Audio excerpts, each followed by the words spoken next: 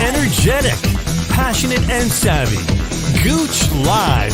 Brought to you by the good people at the Hockey News and Sports Illustrated. And now, ladies and gentlemen, the Gouche. It is Gouche Live right here at the bottom line. Of course, 22 Front Street, a stone throw away from the Hockey Hall of Fame. I'm here tonight to make a couple of special announcements, of course, and an opportunity to talk with Scott Taylor. Talking with Taylor, he's going to be gone for a couple of weeks as he goes on vacation. I want to talk about the Winnipeg Jets and where they are right now. But before that, I did want to say a few things. I'm looking forward to a really big August. August, of course, starts today. Well, a couple of days ago, of course, August 1st. Today's August 2nd. And I'm really looking for an amazing month. Listen, COVID is rearing its ugly head all over the place. In Sydney, Australia, I was just talking to one of my friends. The COVID rate is rising. There's been a surge in Adelaide, in all of Australia and New Zealand, and we are working on getting there in October. But right now, as it looks, we will have to postpone our trip to Australia for October and move it into the 2003 as we prepare for a very special event in Queenstown, the outdoor game, of course, that we're talking about in July 2023. I'll keep you posted on that. Here's what's happening in the month of August for Gouche Live, the Locker Room Studio, and all the great people that are part of Stop Concussions and Connected Mental Health. August 14th, 17th, we will be in Winnipeg for the 45th anniversary of the movie Slapshot. Yes, iconic. 45 years ago in 1977, this movie was shot, of course, with Paul Newman and, of course, Jeff Carlson, Dave Hansen, Johnny Upton, who is Alan Nichols, and Jerry Hauser, who plays the role of Dave Killer Carlson. Live in Winnipeg. It is technically sold out. We still have 2 spots. So if you want, please join us. We certainly could use the help. And don't forget, this is all being brought to you by the good people at the Hockey News. Of course, I want to thank Wayne Kelly for allowing us to do this here. The Locker Room, of course, at the bottom line. And we will be having a special event here November the 12th. The Slapshot crew will be alive as it's the Hockey Hall of Fame induction weekend. And it will be a weekend not to miss. You'll find a lot of reports on that as we go through. Listen, August 21st, I will be in Ottawa with Jordan LaRoche. My producer will be at the National Capital Hockey Show at the EY Center in Ottawa. Do not miss this. It is going to be an event of events. And what's most important about this event is that Claude Giroux will be there on the Saturday, August the 20th. Liam McGuire will be hosting a private stage where you'll be able to listen to Claude Giroux talk about, obviously, his move to Ottawa. What a great opportunity. He's wearing number 28, which is really important because on Saturday and Sunday, our good friend Zenon Konopka, who wore number 28 for the Ottawa Senators, will also be there in our booth. We have a Stop Concussion booth, and Gouche Live will be there, obviously putting on a show. Liam McGuire then will interview on stage on Sunday Paul Henderson and Yvonne Cornway. Yes, 2 of the greatest to ever play our game. Obviously, Paul Henderson scoring his goal in the game 8, 34 seconds. I was in school, grade 6, watching it. Where were you in 72? We'll be having a lot of fun with that, so make sure you check it out. Had a chance to talk to Stuart Graham the other day, and there are a lot of fantastic things happening. Okay, August 30th to September 15th, I will be off to Wellington, New Zealand, where we are reconstructing one of the rinks that I'm involved. Brennan Reese has a rink in Wellington, and we will be there fixing it up and getting it ready for their new hockey season. Then I'll travel to Adelaide, where we have our second rink, where we've been involved, obviously, with the Adelaide Ice Arena, with the good people there. We will be working and fixing that rink up again, getting them prepared for the new hockey season. All right. Had a chance to be here last night, and I just saw our good friend, Sean McMorrow, the sheriff. What a great show. You've got to make sure you check it out. I don't know exactly when it's going to be shown, but this show with Curtis Gabriel was absolutely spectacular. I only saw a little bit of the start, but I'll tell you what, nobody delivers it better than, of course, our friend, the sheriff. All right, Robert Wine, I know you're late, but don't forget, you will be part of the October event, the August event in Ottawa. It's August 20th to 21st. And Robert, with your Brain Strong, you'll be there. All right, enough of me. Let's talk about something very serious. And what's serious is, what in the heck is going on in Winnipeg? I had a chance to talk with Scott Taylor, my Talking with Taylor segment, and we discussed everything about our friends in Ottawa. And here it is.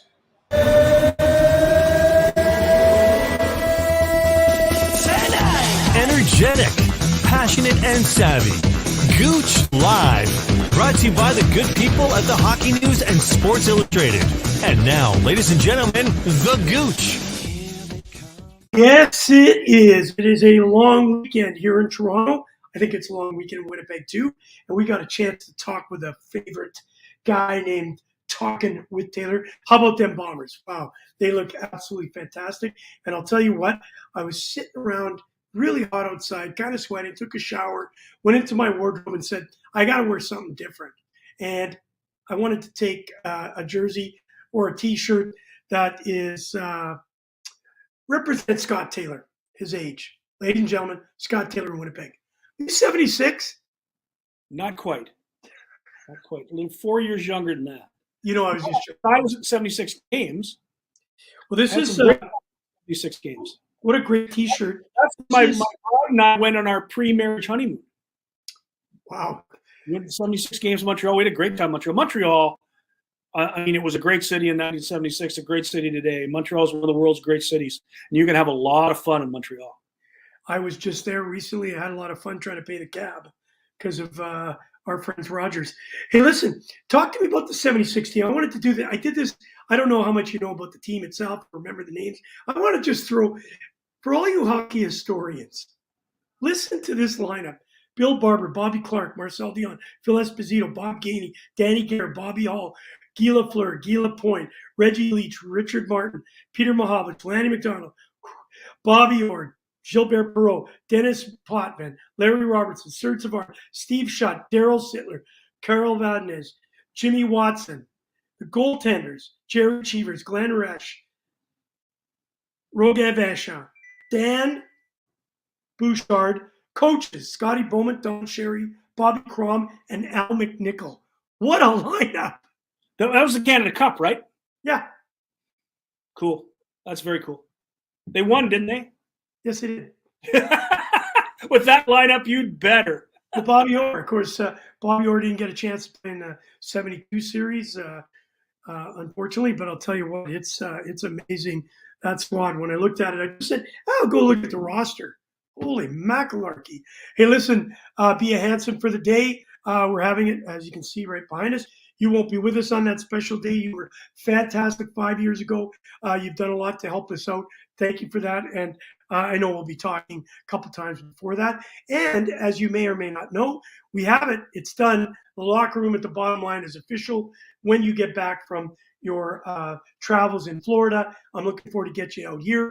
Quite possibly, if you have time and you're not too busy, maybe you could pop out here for the Hockey Hall of Fame induction weekend, stay with the Gouche, and have one hell of a time. Well, we'll try to do it. Try to pull it off. Hope we can pull that off. All right, listen, Scott, you know that I'm a big Winnipeg Jets fan. We know that the Bombers 8-0. What I don't understand, before we get into hockey, I want to ask you, the Bombers are 8-0, and the Argos, who play, I think, the Ottawa Rough Riders, or no, sorry. Oh, No wonder this hockey wrong. I want to say, what are they now? They're all blacks, red blacks, or black and blue. They are black and blue in the standings. The Argos only played 5 games. They're 3-2. Why such a disparity in games? Because they've had buys and the Bombers haven't had one yet. The Bombers played 8 straight weeks. 8 straight weeks. They went through one stretch of 3 games in 12 days in that stretch. And won them all. We're still 8-0, and I thought we're better last night than they've been all year. I thought that might have been their best game of the season. Well, they come back and win it like that, but most importantly, don't forget, 2-time Grey Cup champions. Yeah, And this is the dynasty that people are going to talk about for decades and decades and decades. They may not win or lose rather for a long time. They have the best coach in the CFL. And did you see that comment by Bo Levi Mitchell last night? I did not. After the game, that's the best coach team I've ever seen. They will show you where your weaknesses are. Yeah, true. And a quarterback is stellar. Kevin Walters, or rather Kyle Walters. Sorry, there was a Kevin Walters in Winnipeg who was very, very famous in Winnipeg.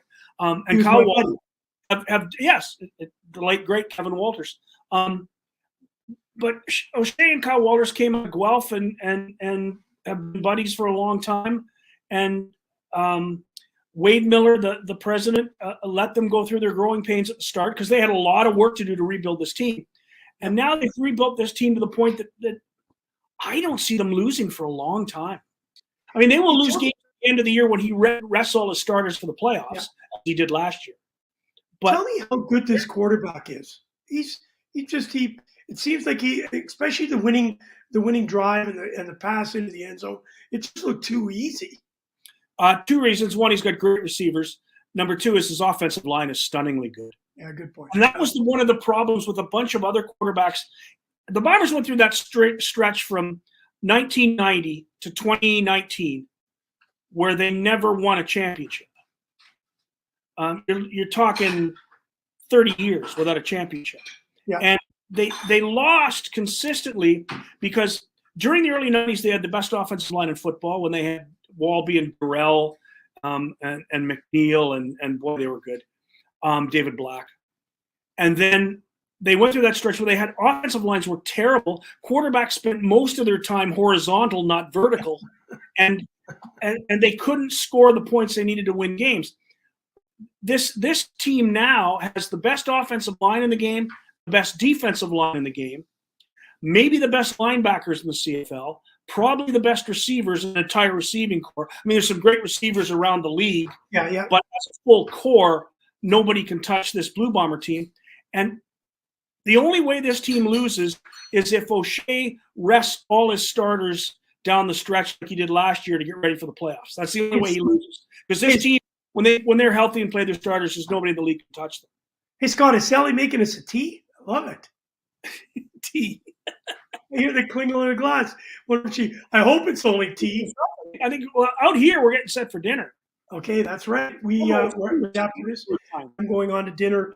I had a chance to sit with Peter Young, and I don't know if you've heard the Wade Davison story about his son, his brother. He wrote a book. Wow, pretty impactful. Yeah. Hey, let's stay on football. Just one more question. The running back, Harris, came here to Toronto. It was going to be a big deal, and he hasn't been missed in Winnipeg. Well, and the reason, he's been missed. I would say he's been missed.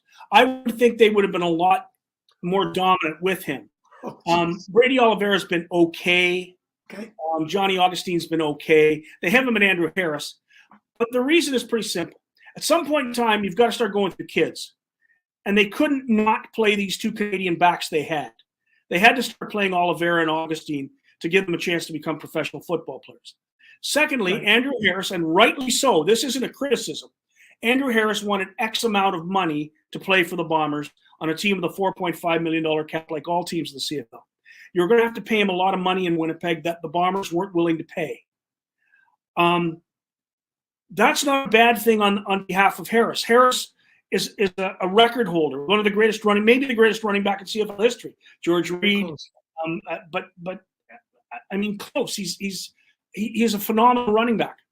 So you look at the amount of money he wanted, you look at the kids you have in the lineup, and you say, for 13 to 18 carries a game, is he worth that amount of money? And can we survive losing Andrew Harris to pay 3 defensive backs that amount of money? Yeah. And the answer was simple. We're going to go with our kids, and we're going to pay the defensive backs, and we're going to say, Andrew, you were spectacular. You won us 2 Grey Cups. You're the best that ever was. Yeah. But if you want to play, and you're going to have to play someplace else. Do you think he would be looking at the score clock every game now, saying, "Man, maybe I made a mistake"? I don't think he did. I think he realized the time had come in Winnipeg. I don't think he left. I don't think he left because he was angry at anybody. I think he left because he was late in his career. He wanted a good payday, and he knew that they were going to go with Oliveira and Augustine at some point. It just happened sooner, not later. Fair enough, and you love to hear that about athletes. They do it for all the right reasons. Listen, talking about all the right reasons, I watched Pierre-Luc Dubois' interview after he kept hearing that he asked for a trade. He wasn't comfortable. I want to talk to you because I know you're closer to the ground. After listening to that, and once he signed his one-year deal, I think I don't call this a bridge deal, my opinion. You can correct me if I'm wrong. He signed a one-year deal just to see where this team's going to play itself out over the next year, and then either decide to sign long or maybe move on. Love to hear your thoughts on the Pierre-Luc Dubois story because it'll set the tone, I think, for this year. Yeah, I think you've nailed it. I think you're absolutely correct. This team did not have a good last year. There's no question about it. This team should have been a lot better than it was. I think everybody agrees that it should have been a lot better than it was, even the players. They lost their coach, Paul Maurice. He resigned. They had Dave Lowry for about 40 games. He had one of the longest auditions in NHL history, and I like Dave Lowry. I think he's a real fine human being, but he failed in that audition. They didn't get better. They might have got worse as the season went along. It was time for new blood. There was a lot of talk, and I think fairly, that they were going to maybe consider Lowry again and then realize that he didn't keep this team together the way they wanted it kept together. So they went in a new direction and they got Rick Bowness. Rick Bowness, an old Winnipeg guy. He started his NHL career here. He coached here for a while early. He is well known to the people who run the team. And 3 years ago, he was in the Stanley Cup final. So he can still coach a team. His news conference was the first one that I thought was very eye-opening when he said a couple of things. Number one, why didn't you stay in Dallas? Because he quit in Dallas. He resigned in Dallas. And why did you stay? And the response I thought was really good. He said, they hadn't come to me to offer me a long-term contract, and I wasn't going to go in and ask for one. So it was time for me to go.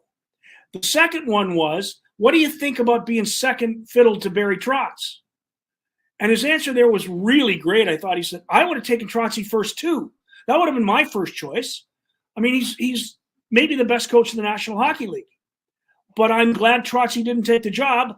I'm glad that I got it. I'm happy to be here. Wow, that's so he's come in and he's talked to all of these players. And I sense that one of the reasons that Scheifele or Wheeler weren't dealt during this free agent period of time yet, we still say yet, but they weren't dealt was because I think Bowness talked to all the players and really truly believes that he can coach this team with the talent that they have. And he was very, very clear. He said there's something wrong. There are things we must fix. There are problems we have to fix. But when you play against the Winnipeg Jets, you realize how good they are.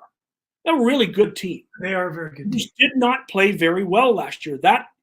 They haven't played well since the Scheifele check on Evans.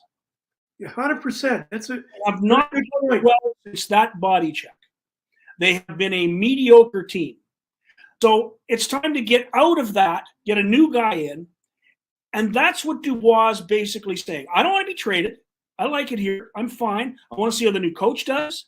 I want to see if he changes this team. I want to see if we get better. I want to see if the talent that we have turns out to be as good as it can be. But I'm not going to sign long-term in a situation that I'm not sure about. And I think any player in sports would say the same thing. That's a fair assessment. I got a big laugh this week on Twitter when a guy I respect a lot had written a piece about how Dubois says he didn't want to be traded, but his future in Winnipeg is still uncertain. Oh, it's professional sport. Kerry, you played in Europe. It's pro sports. Everybody's situation is uncertain all the time, everywhere. Absolutely. Yeah. It's always uncertain. There's no guarantee that you won't be traded at the trade deadline. There's or get hurt and out for a long period of time, fall in disfavor with a coach. That kind of comment just drives me nuts because you're always uncertain. So the fact that Dubois is going to come in for a year, if this team plays well, and I don't think they even have to win the Stanley Cup. I just think they have to challenge for the Stanley Cup. advance. And advance, yeah, get through a round or two of the playoffs. I think he'll be back. He'll sign a long-term deal and he'll stay. But I think that feeling runs right through the team. I think everybody feels that way. And they're going to give Bonus an opportunity. So that's great. Hey, listen, there's one way to secure your position in hockey. I injury became the player, coach, general manager, and then I hired Mark McKay. Saved myself. There you go. So you got to be smart. Nobody can't say I wasn't smart. A good player, you could argue that, but I was smart by doing those two things. All right, so now I want to ask you this question. I know we've had this conversation before. Here in Toronto, there's a lot of question marks about the Shanny plan and the Dubas plan, and obviously it hasn't been working yet. Now they've gone out and signed 2 goaltenders. Still controversy. Still got a 6. But 6 doesn't really change that dramatically. They need some defensive core. So there are a lot of people questioning the plan. I've always said I'm concerned a little bit about Cheveldayoff, and I liked him. I got a chance, great picture of me and him with Ken. I think it was one of the Nilsson. I think it was Anders Nilsson. Andre Nilsson. Who was it? I'm trying to think of who it was. Anders Hedberg at the Hockey Hall of Fame induction. But it's Chevy and me, and I liked him. He took some time. I'm concerned that maybe his plan ain't working. What are your thoughts on that? His plan didn't work with Paul Maurice at the end. His plan the previous year, I thought they swept Edmonton. I mean, remember, they swept Edmonton. Edmonton has Draisaitl and McDavid. I mean, Edmonton is a good team. Yeah, they have goalie issues, I guess. That's a good hockey team. And they swept them the year earlier. And then came the Scheifele check. And they went down to Montreal without Scheifele, and then came back the next season, and guys were hurt. It was a mess last year. I think the plan is fine. I think the plan could get messed up if he gave one of his top players away just to get him out of the dressing room. I think the plan to hire Rick Bowness as the new coach is a good part of the plan. I think he was in the Stanley Cup final 3 years ago in Dallas, 2019. He was in the Stanley. Was it 2019 or 2020? He was in the Stanley Cup final, 2020, I think. So they've got a good coach now, a proven coach. They have the talent that they had when they swept Edmonton. They've got a pretty happy Pierre Dubois. There's another part of that. Did you remember in the press conference with Dubois when he talked about how all the media said, "Oh, he's in Montreal because he's going to be traded to the Canadiens.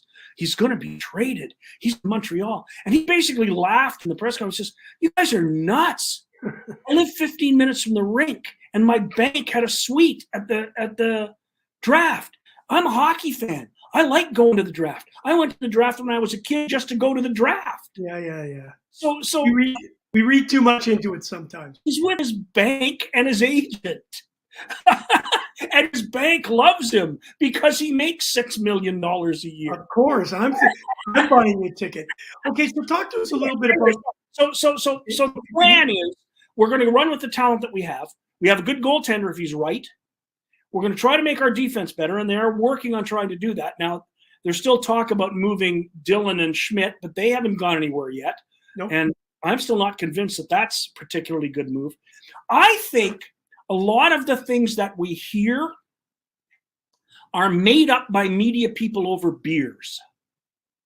Like if I ever pick up the Ottawa Sun, I figure any trade rumor I hear in the Ottawa Sun is made up. It's because they have 900 million trade rumors in the Ottawa Sun, and 1 out of every 9 million turns out to be true. And the other thing about the Ottawa Sun is the Ottawa Sun is like an old columnist I used to know who would say, Joe Smith, the Jets coach, is going to be fired. And 4 years later, when the guy's fired, he comes out with a call and says, "I was the first to tell you 4 years ago." Yeah, if you wait long enough, eventually everybody's going to be moved, right? Everything comes around. Scotty, so I don't think the Dubois issue is as big an issue as people think. I still think Chevy's going to try to make a big deal if he can, but you and I both know the problem. Yes. It's Winnipeg. And every good player in the NHL that has a no trade clause or a you can only trade me to certain places clause has Winnipeg at the top of the no trade list. I don't like that. Winnipeg and Buffalo. I will sign this contract. You can't ever trade me to Winnipeg or Buffalo. I think it's terrible. Do you think that the Gaudreau and Tkachuk, kind of making the hint about the being in Canada and the COVID situation and Calgary not being their facility, all that sort of stuff? Do you think that's just a bunch of hogwash, or are American players looking at it and saying, you know what, Winnipeg at 40 below? Hey, Minnesota, it's 40 below. We have the same weather as Minnesota and better weather than Chicago. And Columbus ain't any much better. Well, I've been to Columbus. I've been to Long Island. Hey, listen, I wanted to show you. You are one of the best business. Got an amazing game magazine. I want to show you this. I don't ever remember I'm involved in the magazine business. The guy. Oh, yeah, ice hockey, yes. Yeah. And, is that John? That's John Ferguson. Yeah. The reason why I show you this. People that never lived in Canada. Yes. And I love John Ferguson. He didn't let me play in the Winnipeg Jets. I know, he cut me. No, he didn't even cut me. He didn't cut me. He just said I wasn't good enough. My favorite John Ferguson story at training camp. Yeah. We have a very good friend. I think you know him too, Teddy Foreman. Of course. He's a good junior and minor pro player. Teddy's still alive. He's 85. Teddy's still kicking around. Teddy was out scouting his son or something out at the University of Manitoba. And there was a kid playing shinny out there who had defected from Czechoslovakia at the time. His name was Pavel Creek. And he was not a bad beer league player. Like with some work, he might have made the U of M Bisons in the 80s, although I think it would have been tough. Yeah. But Teddy fell in love with him. And Teddy tells Fergie, you got to give this guy a chance at training camp. You have to give him a chance. So Fergie says, okay, we'll give him a chance. First day of training camp, he is completely out of his league against NHL players. He is completely out of his league. And Fergie always in the old arena used to stand up at the end of the low and with Teddy Foreman, who's his guy, and Craig Heisinger, who's now the assistant general manager of the Jets. And he used to sit there and they'd hold court and all the media guys would sit around him and get all the little nuggets. And Fergie's watching this guy and he's got the big cigar going, as Fergie always did. He's got the big cigar. And he looks out and he goes, Teddy, that's not a Czech defector. That's a defective Czech. That is John Ferguson. The reason why I brought this up, I wanted to say the editor who helped me out tremendously was Tony's sister, Linda. We buried her a couple of weeks ago.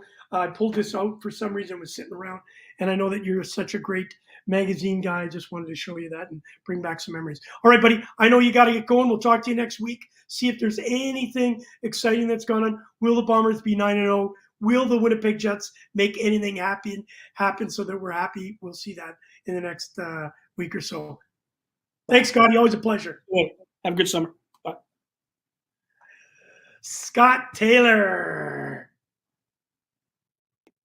Pushing the wrong buttons. Just wanted you to see that beautiful face one more time.